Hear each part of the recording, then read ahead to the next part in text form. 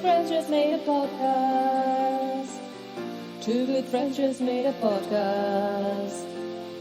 Two friends just made a podcast. It's called Culture Bucket.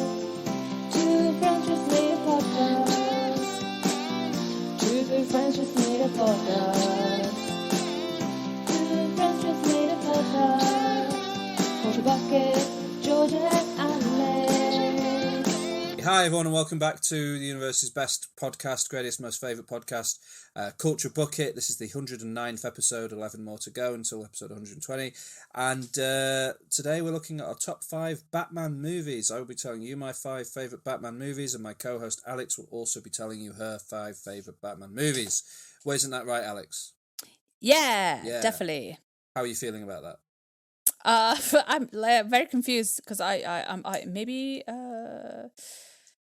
I don't know. Maybe I don't like Batman as much as I thought I did. Okay, interesting. Like, why did you say that? Well, you'll see from my top 5. Okay. Like, the thing is, I grew up with Batman. Yeah. But then I was looking at the films like, oh, you won't like one of my choices. Okay. And yeah. How are you feeling about this? Fine, I like Batman. Yeah, I think you're more of an expert than me with Batman. Maybe. I mean, we both love Batman. Both Yeah, love Harley Quinn animated series. I do like that, actually. Yeah. That's fun. But I stuck to Batman movies for this, so I didn't include the Joker movie of Joaquin Phoenix. I haven't watched that. It's a good film. Or the Birds of Prey movie with Harley Quinn, which does technically have... Is Ben Affleck in that for like a second? I don't remember. Anyway, I haven't included... Well, I mean, there's no point including any of the Ben Affleck ones because they're all rubbish. But not because of him. So, shall we get going? Yes. Good. Before we do get going, though, I'm going to ask people to rate and review us everywhere they can. Apple Podcasts, Spotify, etc., wherever else you can do that. And also just to tell your friends about us, get them to listen to us, get people watching and listening and stuff. And if you'd like to join us on social media or contact us or even buy us a coffee, if you'd like, the links to do all of those fun contacty things are in our link tree, and you can find the link to our link tree in the show notes for this and every episode of the podcast. So please do go and have a look at that. And that's housekeeping out the way. Before we start, yeah. Why do you like Batman? I like Batman because he is cool. Yeah. He is, he's a superhero, but he's not a superhero because he doesn't actually have any superpowers. So really, he's just a hero. Yeah. He's got the best rogues gallery of villains of any kind of comic book hero. Spider-Man rivals him, but like Batman's got the Joker, the Riddler, the Penguin, the Bane, the Poison Ivy, the Calendar Man, the Condiment King, the King Shark, the Kite Man. Like, it never ends, all of the Batman villains, and they're all interesting and cool. And Batman himself is, Bruce Wayne is the mask and Batman's the real person, is what people say. Oh. Yeah. And it's a very, I feel like it's a story that grips you when you're a kid, is the idea of this kid. He's orphaned, his parents are gunned down, and it makes him kind of determined to save people and help people, and he uses his fortune as the son of a billionaire to become a caped vigilante and try to save the world. And then obviously the story has inspired various incredible filmmakers over the years who have taken on the story and done their own versions of it. And because I think that the story speaks to people who have such great ability as filmmakers, that means we've had some really, really brilliant movies called Batman. Why do you like Batman? I think it was when I was a kid was mainly like the gadgets and the Batcave and kind of the earlier movies were a little bit more kind of characteristic, like caricatures and more like cartoonish, and that was quite cool. The cartoon that I used to watch, I liked that mainly because of the gadgets. he's kind of like 007, but with a mask. Yeah. That's a good point. That's true. Yeah, so I kind of like that. Cool. I can go with all that. 5, 4, 3, 2, 1. Our top 5.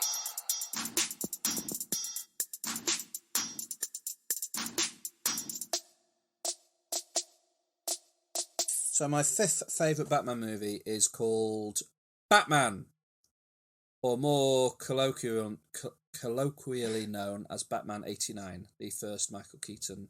Yeah, Tim Burton first movie. Michael Keaton. Yeah, I'm a big fan of this one. I watched it when I was a kid and I loved it. Michael Keaton's performance is great because Michael Keaton was a comedian before he was, an action star in this movie, and he manages to really nail the persona of Bruce Wayne, sort of slightly bumbling playboy, billionaire, along with the performance of Batman as being, this caped crusader. The costume in this one is a little bit more restrictive than in a lot of the other movies. That cowl doesn't give him much head movement and stuff. I don't think he'd actually be very good at fighting as a result. But it's fine. It doesn't matter. And then obviously you got the absolutely incredible Jack Nicholson as the villain, as the Joker. And it wasn't until the next movie that started to do the tradition of having 2, 3, 4, 5 different villains in a Batman movie. So this one is Batman versus the Joker. The Joker being his ultimate arch nemesis sort of character. Jack Nicholson does a very good job. Kind of, the Joker is a character that's had so many different actors play it, and they've all done. There's not really, well, actually, no, there has been someone who's done a bad Joker, but there were some very, very good performances of the Joker, and before Jack Nicholson here, we had Cesar Romero in the 60s, but Jack Nicholson, I think, for a lot of people, was their kind of first Joker, certainly my first Joker. And he's very, very good. And there's a bit where Michael Keaton goes, "Do you want to get nuts? Let's get nuts." And I love that bit. So yeah, this movie's awesome. Tim Burton, perfect sensibility to do Batman. And it's funny how at the time people were like, "Oh, he's made a dark. This is a dark movie." And then based on the Batman movies we've had since, now you go back and watch Batman 89, and you're like, "This is very silly stuff. Silly very stuff. Goofy stuff that we've got going on over here." But yeah, that's my number 5 pick. Nice. Batman 89. What's your number 5 pick? My number 5 pick is an unpopular opinion. It hasn't got good reviews at all. Everybody seems to hate it. I didn't realize this film had so much hate until I was researching it. And I knew I'm gonna I don't know. I'm embarrassed to say, but it's a real nostalgic pick, and I love this film. I think it's good, and it's Batman and Robin. I don't understand why everybody hates it. Come on. It was made in 1997 at the peak of George Clooney, Chris O'Donnell and Alicia Silverstone. They were the kind of things that you watched in 1997. Then you also have Uma Thurman, Arnold Schwarzenegger, and I like it. And weird.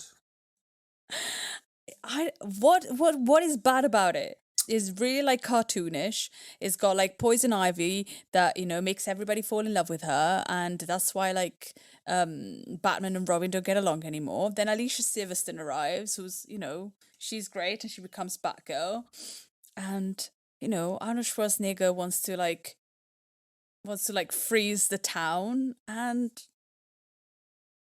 it's fun. It's a fun film.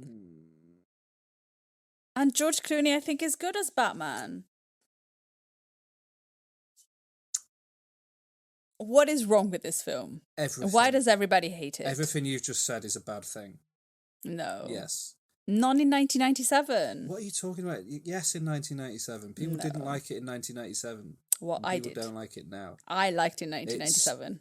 And I like Chris it now. O'Donnell. Awful. Alicia Silverstone, I've liked her in stuff since, but not really given anything to do in this movie.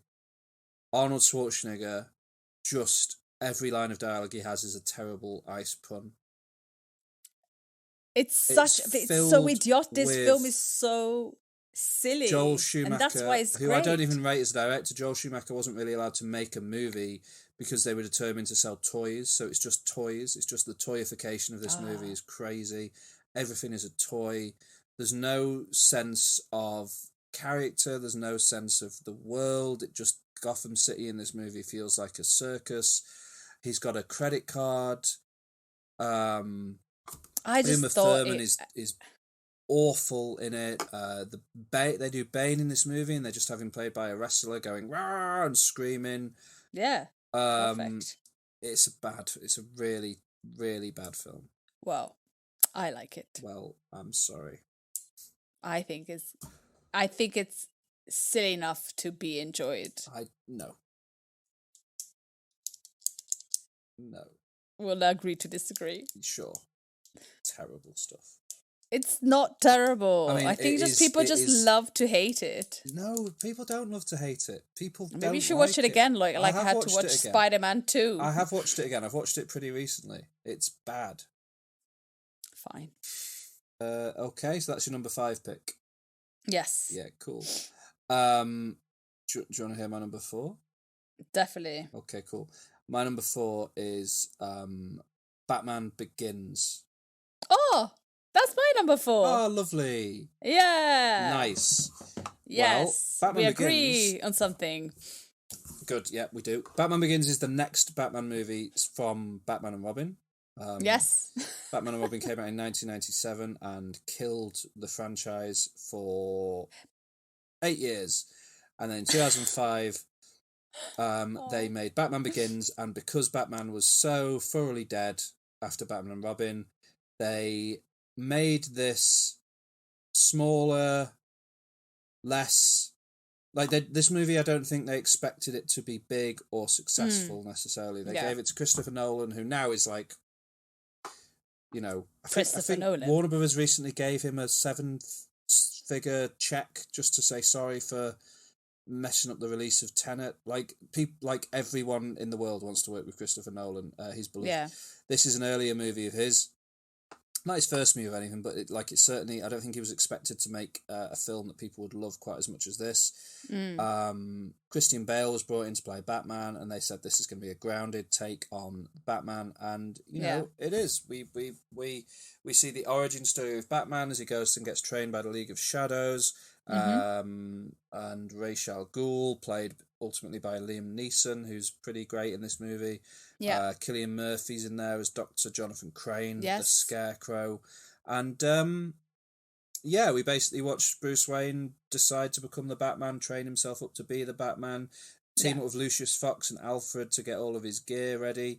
And then he has to save the city from Jonathan Crane's fear toxin and the League of Shadows' determination to destroy it so it can be rebuilt again without all the sin and horror that it has in it. Yes.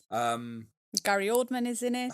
I mean, as Jim Gordon. It's got such a cast. It's amazing. Katie Holmes is in there.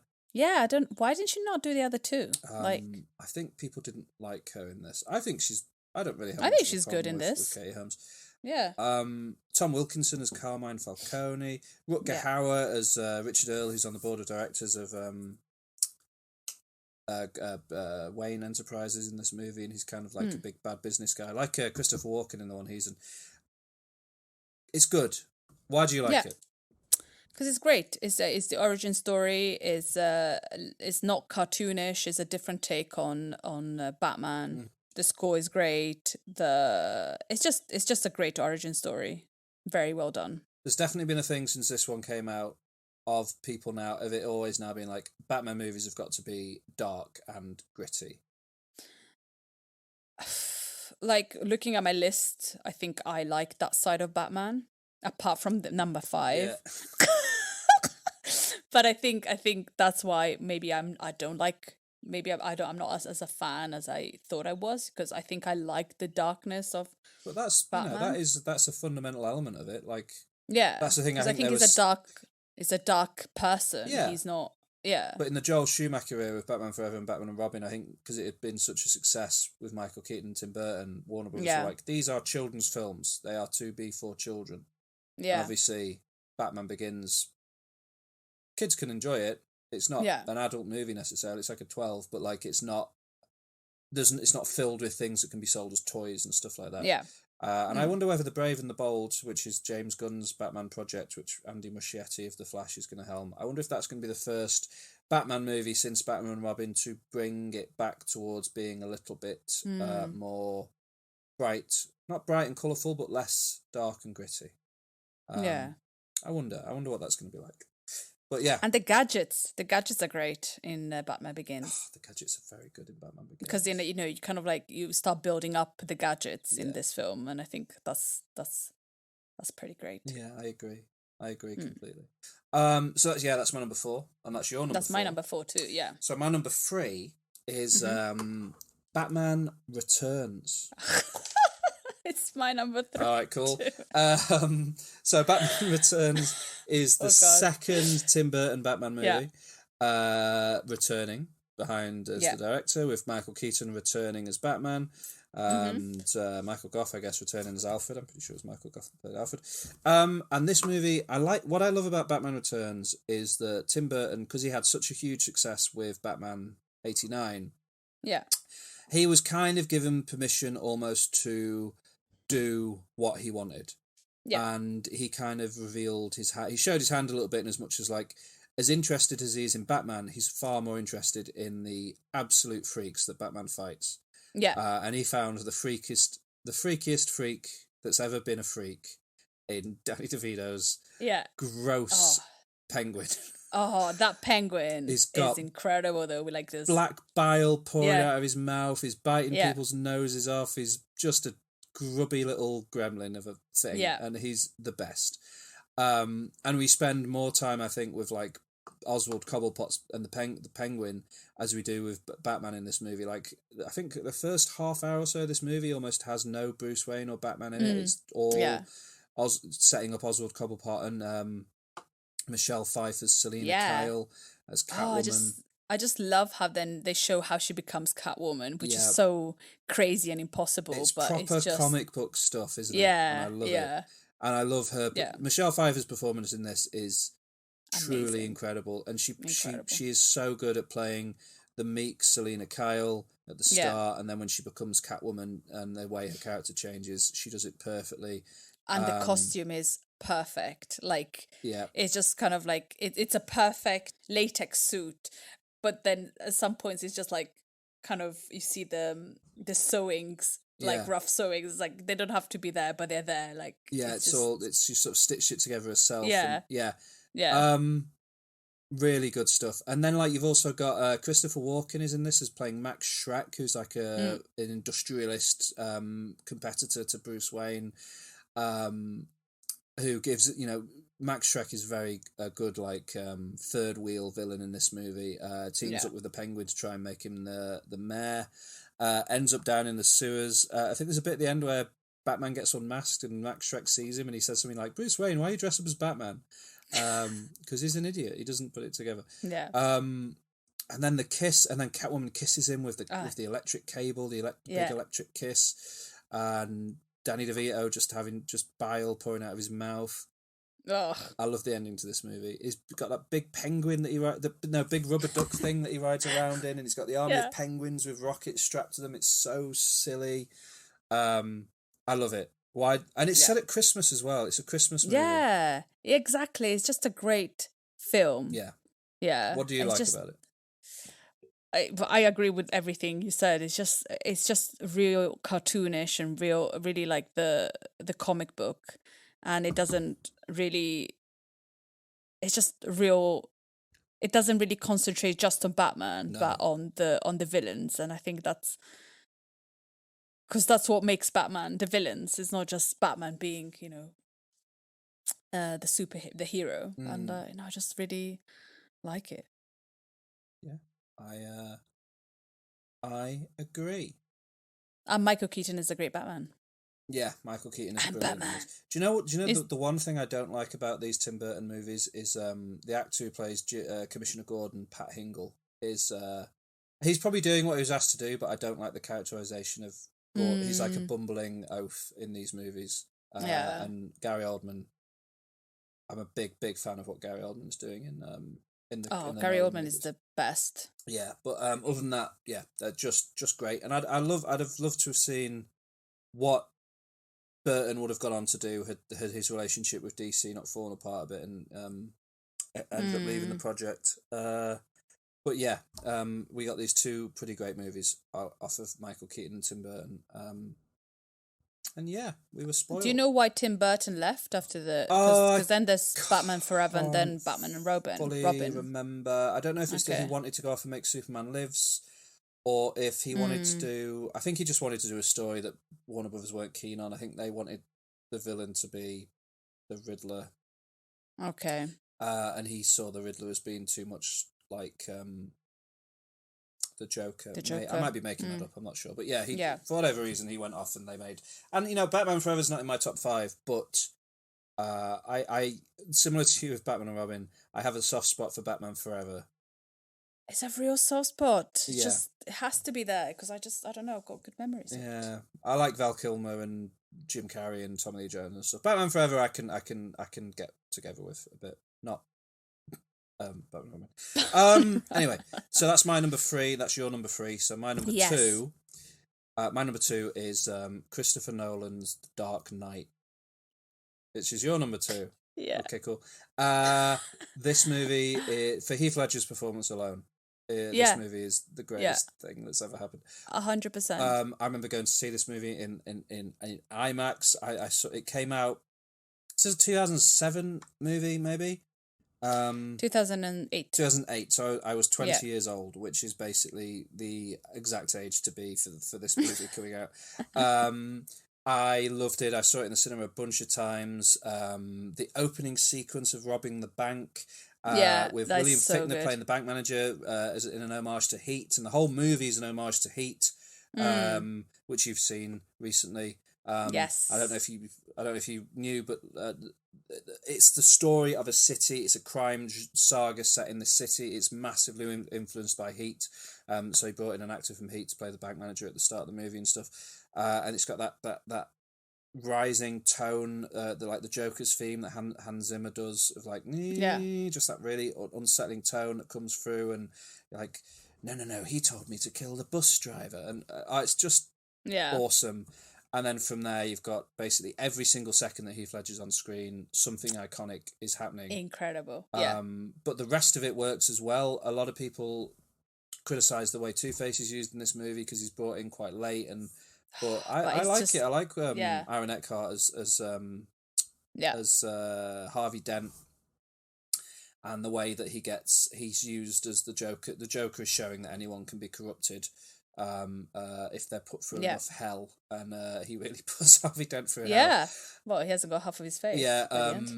As much as I can get together with Katie Holmes in the first one, I really like Maggie Gyllenhaal. Yeah, she's great in it. She's much better than Katie Holmes. Yeah, I'm a big fan of Maggie Gyllenhaal's Rachel Dawes. The bit where, spoilers for this movie that's quite old at this point, the bit where she dies is horrifying. Awful. You feel the pain that everyone is going through in that moment, and again, similar to those Heat comparisons, everything that James Gordon is doing in this movie, where he pretends to die and he's coming he's kind of taken a lot. It's the best. Why do you like it? Heath Ledger is incredible in it. Like you said before, every scene is amazing, and just because it's kind of it's really dark and kind of scary because this Joker is really totally unhinged. Like, he's not scared of anything, and you're actually scared of him. Mm-hmm. And whilst the Joker in Batman 1989, he's kind of unhinged, but still kind of human. In 1989 you see him as Jack Napier before he becomes the Joker, whereas in this movie he tells 3 different stories of how he became the Joker. And exactly, and those are just kind of crazy, and it's just and I think he makes the film, definitely. Yeah. It's what makes I like The Dark Knight Rises, the next one. And Tom Hardy is doing everything he can to put in an iconic performance in that. Yeah. And he's memorable in that movie, but Yeah. that movie, there was never any way that movie was going to live up to what Heath Ledger had done here. With the Dark Knight. Yeah. Great film. It's yeah. And it makes me sad that Heath Ledger is not with us. Anymore. I mean, and he can't give us performances like these. I know, like what might have been different had he lived, and just for his family and friends and everything. It was very awful and tragic. But this is quite the legacy to leave, especially because I think when he was first announced as being the Joker, I think there was a lot of people being like, "What?" Exactly, like Heath Ledger. But good Lord, did he prove people wrong? Okay, so that's my number 2, and your number 2 is The Dark Knight. Yes. My number 1, I don't think will be your number 1. My number 1 is The Batman. The Batman. Robert Pattinson's, Matt Reeves's, Paul Dano's The Batman. This is the 2022 movie, the most recent live-action Batman movie, if we're not counting The Flash. This movie, I love this movie so much. It's easily my favourite Batman movie, which is crazy because The Dark Knight is so good. And I think now that the hype on The Batman has died down a little, I think people would probably go back to being like, "Oh, The Dark Knight is the best one." Yeah. But this movie, first of all, it's so, like, when people are like, "Oh, Tim Burton's movie is well dark." And then after the Nolan movies, people are like, "Actually, it's pretty silly and goofy." And then Nolan's movies, people are like, "This is dark and gritty stuff." This movie, somehow, it's even darker and grittier and crueler and nastier and grimier. It is a city that is barely functioning, with Batman desperately trying to do what he can to save it. It's early on in his career. Robert Pattinson is playing a young Bruce Wayne here. The touches, the details are so great. We see him when he takes the cowl off. He's still got the black eyeliner on his eyes, which had people hadn't really done before in other Batman movies. But obviously he's got black eyeliner on, and it creates such a haunting look. And truly in this one, Batman is the real person and Bruce Wayne is the mask, and he is not functioning as Bruce Wayne. He's he's a recluse. People don't see him, people don't know him. He's hiding away from the world, and all he cares about is being Batman and being vengeance on vengeance.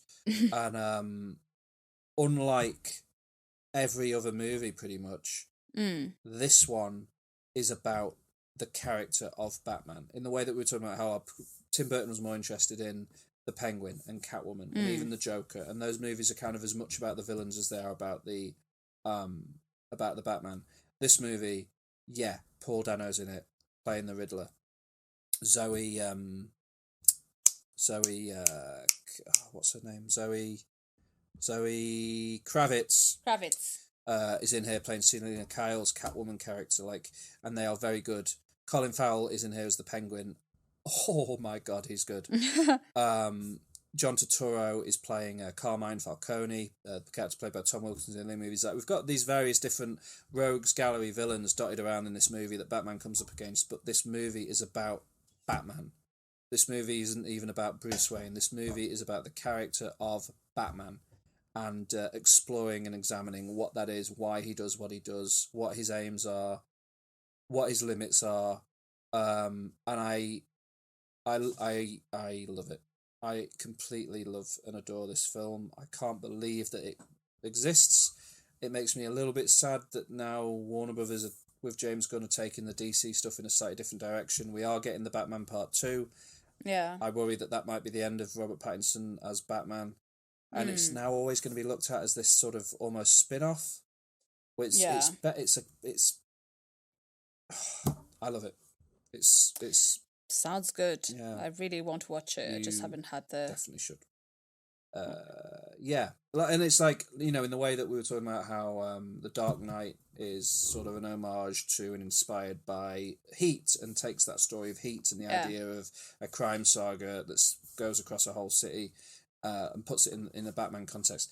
This movie is taking the film Seven and films like that and applying that sort of ethos and that look and that vibe to a Batman movie, in the way that in 7, every time you're outside, it's raining. It's always raining in the city. In 7, this Gotham City is always in the rain. And they filmed it in a lot of it in Liverpool, and that really helps to give it. That's why. Yeah, it helps to give it the Gothic texture and look that works for Gotham. It's the best. I love this movie. So yeah, the Batman. That's my number. Nice. That's my number 1. What's your number 1? My number one is another Christopher Nolan, the one that we haven't talked about, and is 2012, The Dark Knight Rises. The Dark Knight Rises. Wow, so you like that one more than The Dark Knight? Yes. Why? I don't know. It's just, for me, it just comes after the Dark Knight, and everything has gone to shits at the end of the Dark Knight, and Batman leaves and disappears because he gets all the blame for what happened, instead of to try and save kind of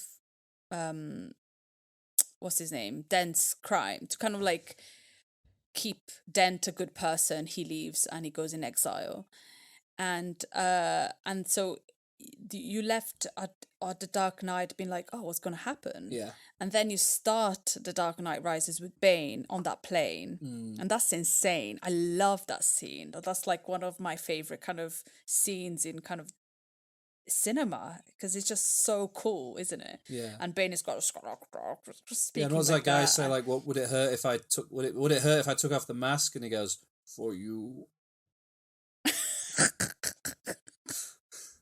It would be very painful for you. And we have the addition of like Anne Hathaway, which kind of adds kind of like an air of kind of she's a villain, but she's also there to kind of help, but then you're not really sure if she's helping or not helping.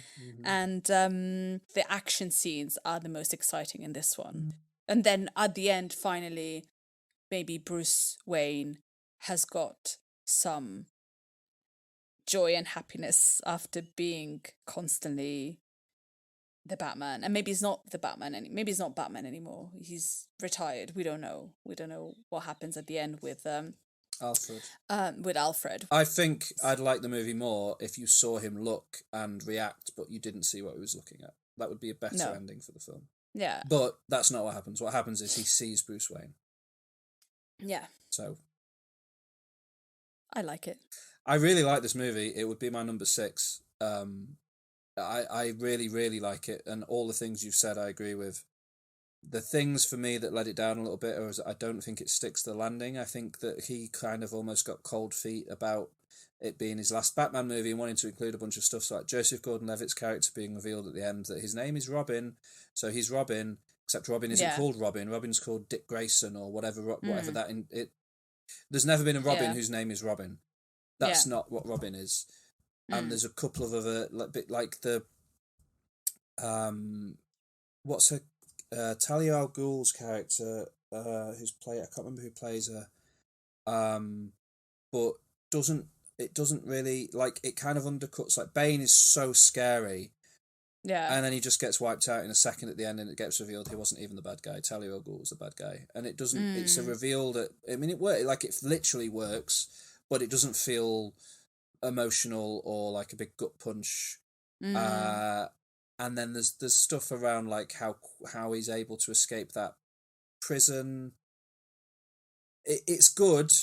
I love it, but there's a handful of just choices and things the movie does that kind of let it down for me a little bit. But I support it being your number 1. I don't think it's a bad movie by any stretch. I will happily sit down and watch it any day of the week. Yeah. I love Christopher Nolan's Batman. Yeah, they are good stuff. That was great. Yeah. Yeah.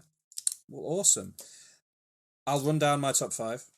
Yeah. My top 5 was number 5, Batman 89. Number 4, Batman Begins. Number 3, Batman Returns. Number 2, The Dark Knight. And number 1, The Batman.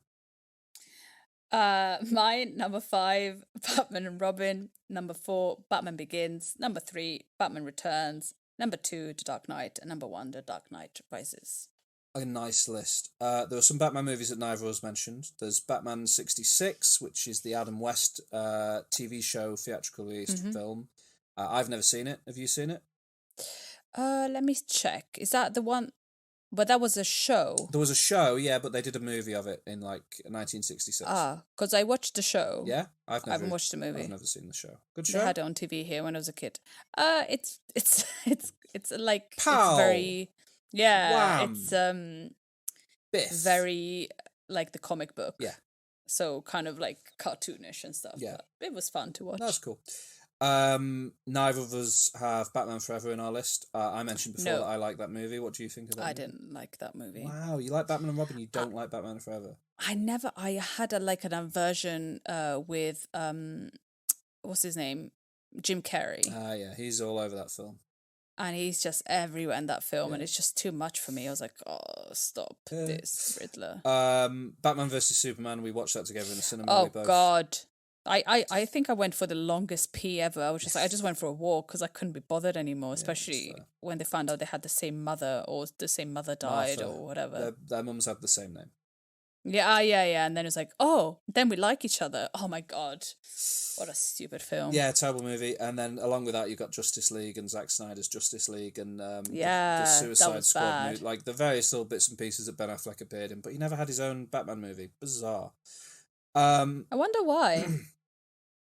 Well, he was originally like what ended up being the Batman started off as a Ben Affleck project that he was going to write, direct, and star in.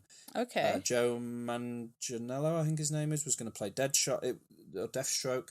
It was not going to be the film that Matt Reeves ended up making. Okay. And that project fell apart for any number of reasons. I think Ben Affleck just didn't like playing Batman in the end. He didn't enjoy the pressure and all the other things. So, yeah, it's a pity because I think that Ben Affleck is fine as Batman, and I'd have happily watched a full movie, but never happened. I guess, yeah. And I think the only other one is the Lego Batman movie. I haven't watched it. It's very good. Is it? Yeah, it would probably be my number 7. And if I've seen it once in the cinema. If I rewatched it, it would maybe even make my list. It's a good film, the Lego Batman movie. Better than it deserves to be. Better than it has any right to be. But there we go. So that's our lists. That's our Batman movies. Homework wise, yes, you should watch the Batman. The Batman, yes.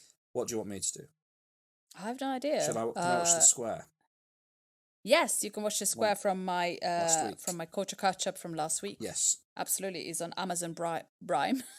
Amazon Prime is on Amazon Prime, so definitely worth watching. Yeah. And then I want to watch Triangle of Sadness. Yeah, I'd like to watch that as well, actually. So who knows what I'll have managed to watch by the next time we discuss homework. But yeah. You're going to watch The Batman, I'm going to watch The Square. We're going to come back. It's going to be episode 110. And it's going to be a classic culture catch-up episode. And then our next special, episode 111, is going to be our recap of The Bear. Yeah. Yeah, ready for season 2 of that, hitting Disney Plus pretty soon. Even in Europe? Yeah, it's coming out in the UK on Disney Plus. Hopefully the rest of Europe as well. Let me get you the date because it's on our Instagram. July 19th. I think it hits. It might be on Disney Plus next week. I think it's on in America. I think it's out in America next week. Okay. But July 19th in the UK and the rest of Europe hopefully also. We'll see. But yeah, so season 1 recap because we were always going to do a special on the Bear and we didn't get around to it, so we're gonna go for it then and talk about the Bear in more detail, which I can't wait for. Yeah, that's all gonna be wonderful. So we'll see you then. Thank you for joining us. Let us know what your favourite Batman movie is, and we'll definitely. If you send us a list, we'll read it out like we did last time for our friends at Film versus Film. Yes. Yeah. All right. Thank you. Love you. Bye. Bye.